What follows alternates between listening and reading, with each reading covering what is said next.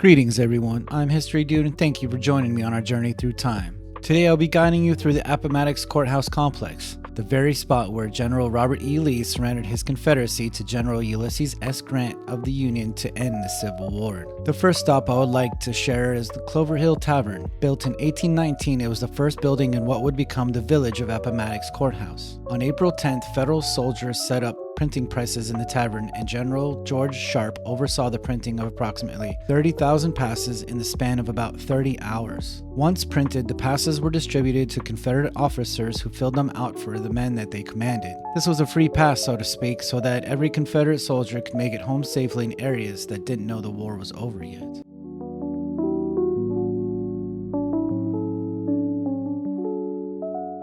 The next stop is the John Woodson Law Office. The law office building was built between 1851 and 1856 and it was purchased by Woodson in 1856. He practiced law there until he joined the Confederate Army but later died of disease in 1864. It was a working law office during the time of the surrender of General Lee to the Union Commander General Grant on April 9, 1865. Its furnishings are consistent with law offices of the time period, including an attorney's desk and a portrait of George Washington. Next door is the Plunkett Meeks General Store.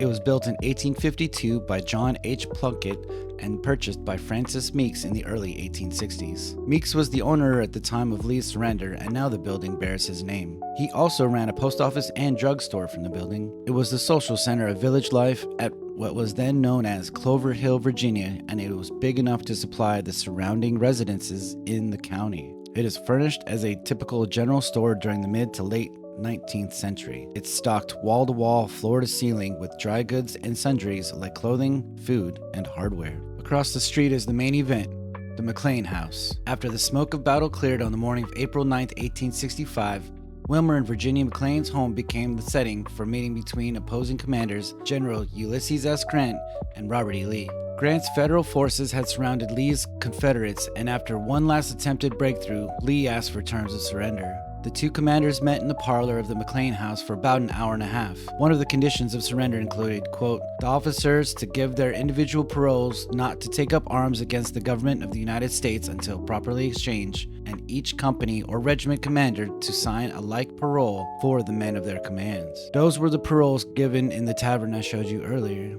Grant accepted Lee's surrender with generous terms designated to pacify the white southern population. Behind the house is the living quarters for the people whom were enslaved by the McLean family. Limited records show that two families who were enslaved there. The first family was Henry Stewart with his wife Betty Love Stewart and their 3 children. From historical records, it appears that Betsy had at least 5 children, including 2 after being freed. The other family was an enslaved woman who was named Mary Ann, and she had at least 3 children, all born in Prince William County. All 4 years of war, the federal victory at Appomattox Courthouse made emancipation a reality for all the enslaved people in this region, including half of Appomattox County's population. No town wouldn't be complete if it didn't have a jail, right?